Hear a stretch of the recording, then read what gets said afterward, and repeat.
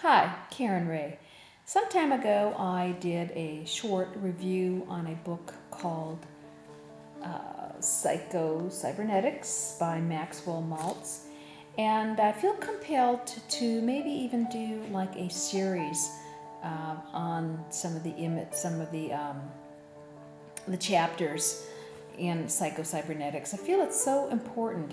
It's such life-changing material, and I believe that what happens to us is we maybe read something and we get it for the moment, but life kind of gets busy and we forget about what we were learning or reading, or maybe we just didn't really know how to apply it into our life.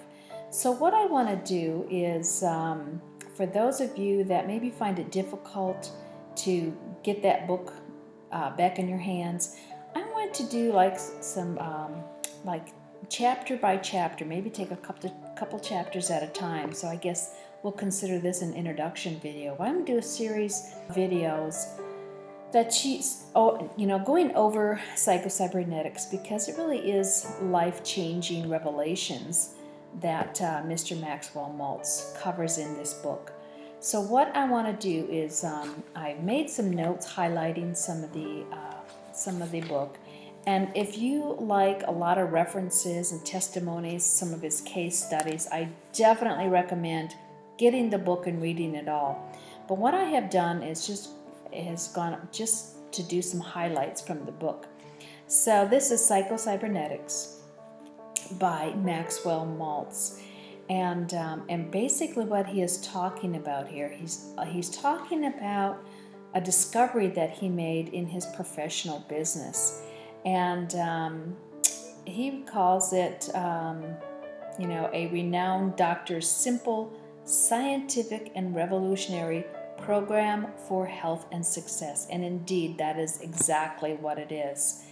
And so what he talks about is how self-image impacts every aspect of our life. And I'm going to read some of my notes for you, which is like a synopsis or a condensing of his book. And we'll do this in a series of videos. But what he talks about is what the self-image does, is that it sets boundaries of individual accomplishment.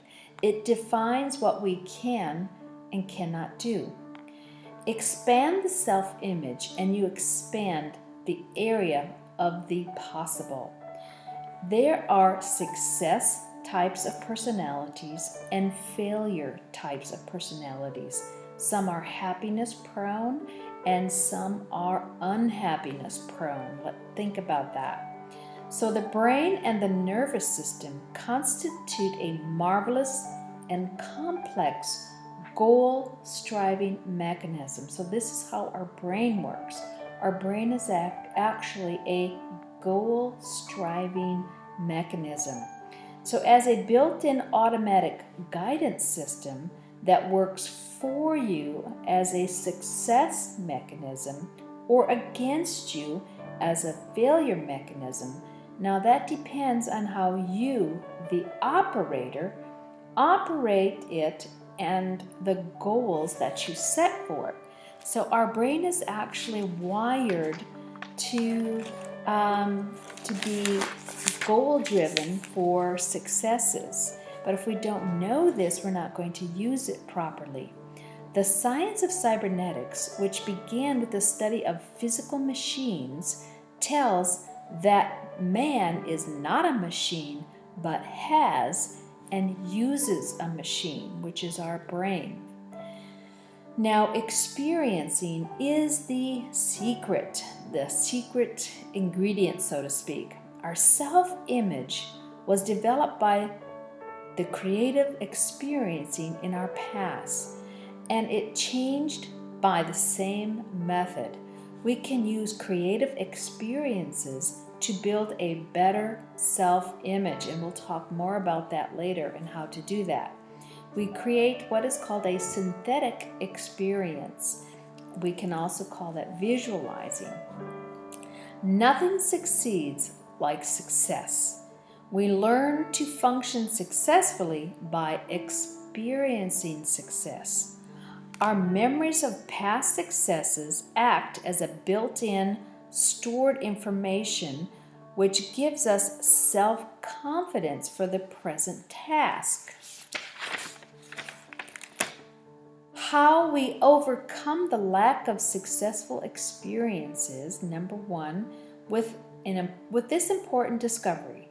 The human nervous system cannot tell the difference between an actual experience, between the actual experience and an experience vividly imagined in detail. Now this is very important, and actually I have done some other videos about the law of attraction and visualizing, and this is what the brain uses.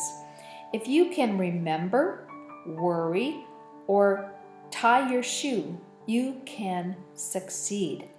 It actually requires a minimum of 21 days to affect any perceivable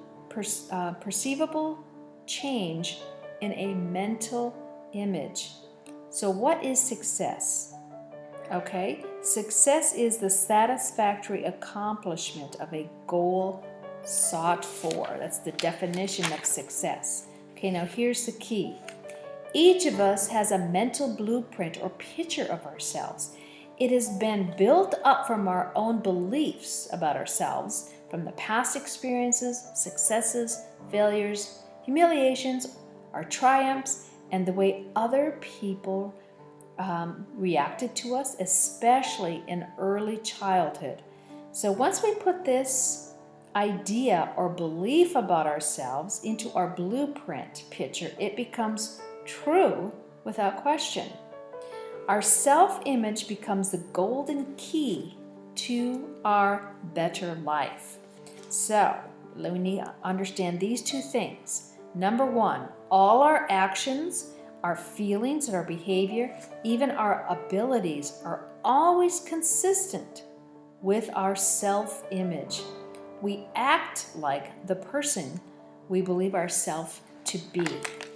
Number two, the self-image can be changed.